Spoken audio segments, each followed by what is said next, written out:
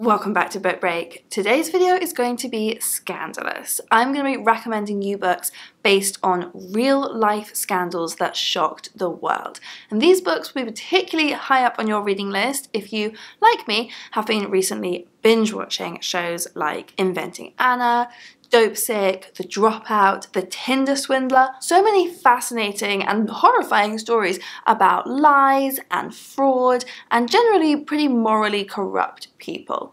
It makes for very entertaining television viewing, and I think you will love all of these books as well. So my first recommendation is Empire of Pain by Patrick Radden Keefe.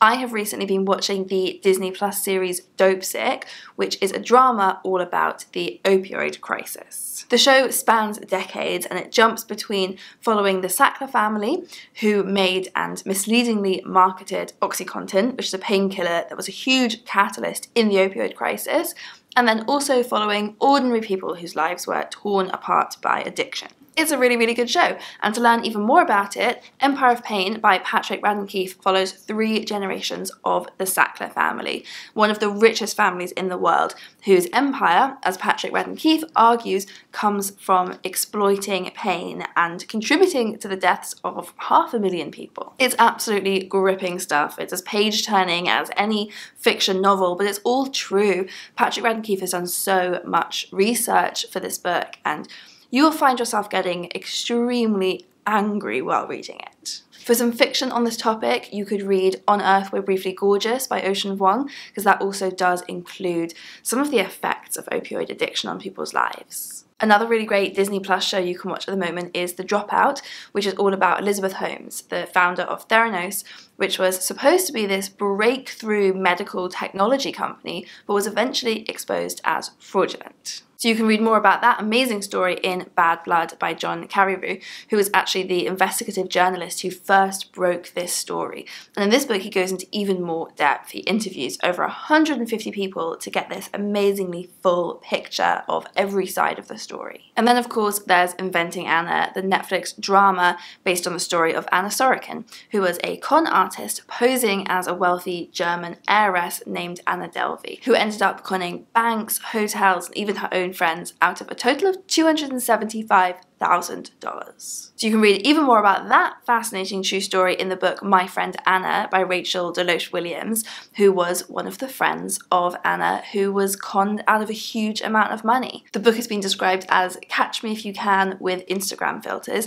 Rachel is actually the person who eventually helped the police track down Anna using Instagram tags. And while we're on the theme of scammers, if you were obsessed with the several Fire Festival documentaries a few years ago, as I very much was, then you will love the book Hype by Gabrielle Bluestone, who was actually one of the producers on the Netflix Fire documentary. So the book covers this story of Fire Festival, but also loads of other stories of scammers, grifters, and con artists who are just endlessly fascinating.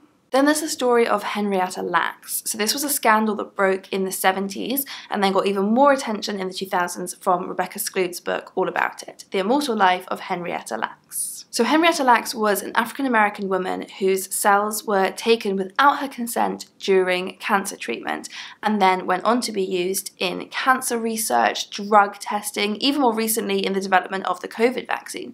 So Henrietta Lacks has this incredible legacy, but these cells were taken without her consent and without her knowledge. She had absolutely no say in her medical information being broadcast in this way. It wasn't until 20 years later that her family heard anything about this, and the book is really interesting because the author worked very closely with Deborah Lacks, who was Henrietta Lacks' daughter, while she was writing it. In The Central Park 5 by Sarah Burns, you can read all about one of the most infamous criminal cases in the US and the subject of the Netflix series When They See Us. So the Central Park 5 were 5 teenagers, 4 black and 1 Hispanic, who were tried and convicted for the attack and rape of a white woman in Central Park. They were tried as adults despite being underage, and they were convicted despite there being no evidence linking them to the crime. So it was a huge, huge miscarriage of justice, accelerated by the deeply racist attitudes of the time and the press coverage that it took over a decade to overturn when these boys were eventually proven innocent.